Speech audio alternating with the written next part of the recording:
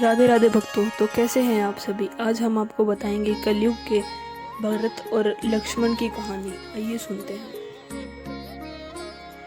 भैया, परसों नए मकान पे हवन है, छुट्टी इतवार का दिन है, आप सभी को आना है, मैं गाड़ी भेज दूंगा। छोटे भाई लक्ष्मण ने बड़े भाई भरत से मोबाइल पर बात करते हुए कहा। क्या छोटे, किराए के किसी दूसरे मकान में शिफ्ट हो रहे हो? नहीं भैया, ये अपना मकान है, किराए का नहीं। अपना मकान? भरपूर आश्चर्य के साथ भरत के मुंह से निकला। छोटे, तूने बताया भी नहीं कि तूने अपना मकान बना लिया। बस भैया, कहते हुए लक्ष्मण ने फोन काट दिया। अपना मकान, बस भैया, ये शब्द भरत के दिमाग में हथौड़े की तरह बज रहे थे।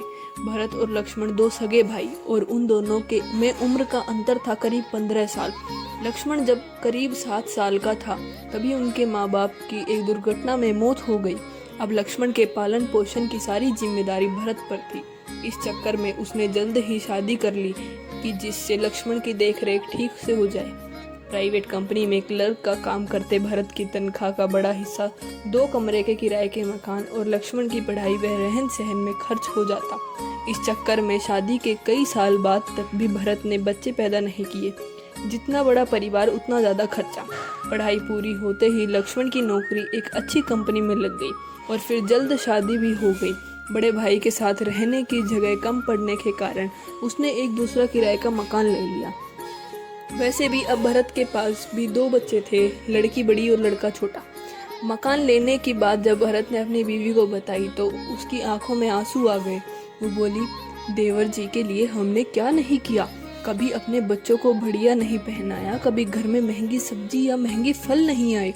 दुख इस बात का नहीं कि उन्होंने अपना मकान ले लिया, दुख इस बात का है कि ये बात उन्होंने हमसे छिपा के रखी। इतवार की सुबह लक्ष्मण द्वारा भेजी गाड़ी भरत के परिवार को लेकर एक सुंदर से मकान के आगे खड़ी हो गई। मकान को देखकर भरत के मन में एक हूंक सी उठी। मकान बाहर से जितना सुंदर था, अंदर उससे भी ज्यादा सुंदर। इस तरह की सुख सुविधा का पूरा इंतजाम, उस मकान के 2 एक जैसे हिस्से देखकर भरत ने मन ही मन कहा, देखो छोटे को अपने दोनों लड़कों की कितनी चिंता है। दोनों के लिए अभी से एक जैसे 2 हिस्से पोर्शन तैयार कराए हैं। पूरा मकान 1.25 करोड़ रुपए से कम नहीं होगा। और एक मैं हूँ जिसके पास जवान बेटी की शादी के लिए 2 लाख रुपए का इंतजाम भी नहीं है। मकान देखते समय भरत की आंखों में आंसू थे, जिन्हें उन्होंने बड़ी मुश्किल से बाहर आने से रोका। तभी पंडित जी ने आवाज लगाई, हवन का समय हो रहा है। मकान के स्वामी हवन के लिए अग्निकुंड के सामने बैठे। लक्ष्मण के दोस्तों ने कहा, पंडित जी तुम्हें बुला रहे हैं। यह सुन लक्ष्मण बोले, इस मकान का स्वामी मैं अकेला नहीं, मेरे बड़े भाई भरत भी हैं। आज मैं जो भी हूँ सिर्फ और सिर्फ इनकी बदौलत। इस मकान के 2 हिस्से हैं, एक उनका और एक मेरा। हवन कुंड के सामने बैठते समय लक्ष्मण ने भरत के कान में फुसफुसाते हुए कहा, भैया, बिटिया की शादी की चिंता बिल्कुल ना करना, उसकी शादी हम दोनों मिलकर करेंगे। पूरे हवन के दौरान भरत अपनी आंखों से बहते पानी को पोंछ रहे थे, जबकि हवन की अग्नि में धुएं का नामो निशान ना था। भरत जैसे आज भी मिल जाते हैं इंसान, पर लक्ष्मण जैसे बिरले ही मिलते हैं इस जहान में। मिलजुल कर रहें, खुश रहें। यही थी आज की कहानी।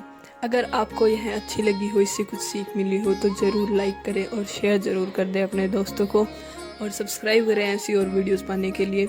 राधे राधे।